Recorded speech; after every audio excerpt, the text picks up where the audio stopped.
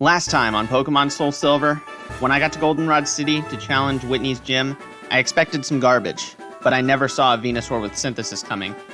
And though Speedy was killed during my training for the gym battle, I left the city otherwise unscathed. Now, more adventures await as I head towards Ecruteak City and my 4th gym challenge. First thing after leaving Goldenrod, I met a man who asked me to take a piece of mail to one of his friends. He handed me a Spearow by the name of Kenya holding the letter he wants me to deliver. Finally, just as I had wanted before, Gabon and Kenya the Spearows are twins. And it turns out that Spearow learned some pretty decent moves.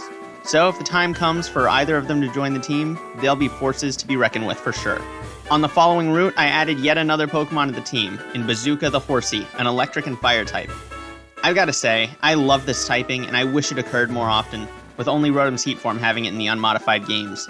So, I hope that I'll be able to showcase all of the Pokemon I've caught in this playthrough because I really feel like all of them have potential. Before entering National Park, I met Primo, who just opened the Pokeathlon, a team-based athletic competition starring your Pokemon. I decided to enter the speed competition, but quickly learned that many of the games, which primarily use the touchscreen, don't work well when using a computer. I got last place. Trying to turn my luck around, I decided to attempt the power competition, my favorite, and my best if I do say so myself, back when I first played the game 11 years ago. I got last place again. After tasting the sting of defeat, I decided to head back over to National Park, where the bug catching contest was being held. Seeing as I hadn't caught any Pokemon in the park yet, this would be a good opportunity to both catch one and try to win an item. During the contest, you can only take one Pokemon with you to aid in your capture. Thinking strategically, I decided that Bunka the Bunkaquunk would be the best choice. Between his powerful Rock Slide attack and paralysis from Thunder Wave, he would make catching Pokemon a breeze. However, per the rules of the Nuzlocke, I can only catch the first Pokemon I find in each area, so I had to make it count. And the first Pokemon I encountered was a Beedrill. I named him Stinger and hoped he would propel me to victory. Seeing as there were still 19 minutes left in the competition, I decided to walk over to the judge and persuade him to end it early.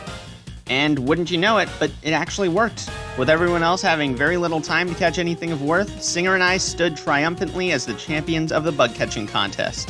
On Route 36, I caught a Diglett named Whack-A-Mole. As a dragon type with high offensive stats and low defensive stats, she'll be a high risk, high reward addition to the team, and including her will force me to think more strategically about when to attack and when to switch out. At the end of the route, Sudowoodo was blocking my path, so by using the squirt bottle I got in Goldenrod City, I frightened it out of the way. And after defeating Sudowoodo to make it onto Route 37, Caviar evolved. One of the 2 baby Pokemon I've been carrying on my team has finally become stronger. I still don't know how Thunderbird hasn't evolved yet, but regardless, I hope that it'll happen soon. And I'm pleased to have Togetic on my team.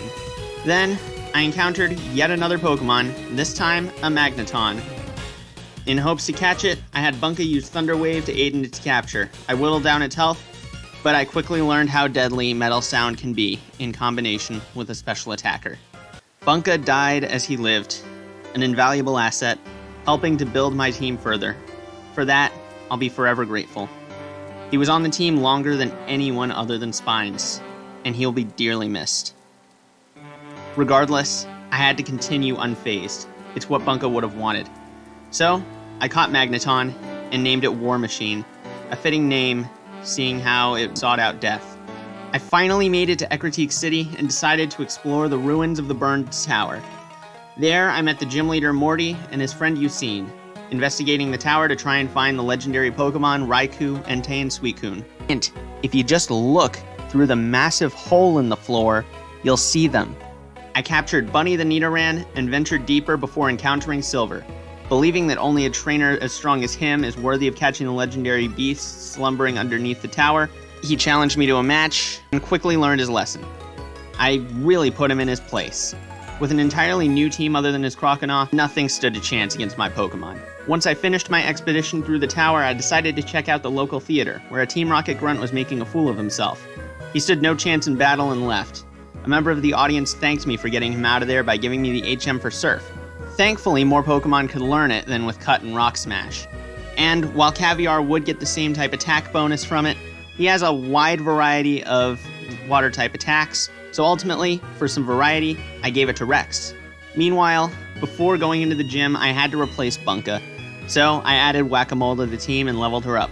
Along the way, she learned Earthquake, a complementary move to the many dragon moves she knew, seeing as Steel is the only thing that resists Dragon in Gen 4, if I remember correctly.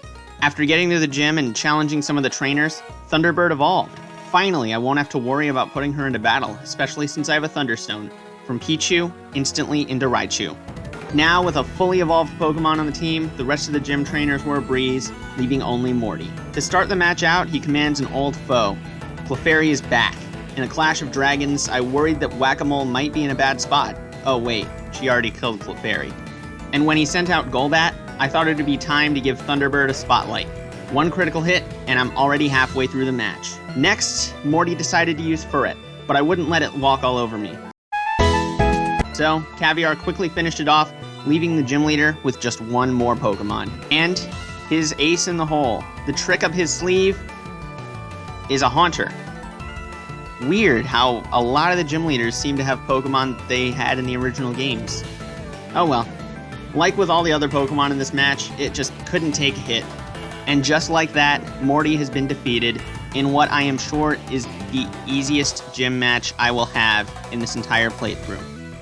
As I leave Ecruteak City, there are so many ways I can go from here. Exploring the ruins of Alph, heading to Mahogany Town or Olivine City, even the opportunity to challenge gyms out of order. So, where should I go next? Stay tuned to find out.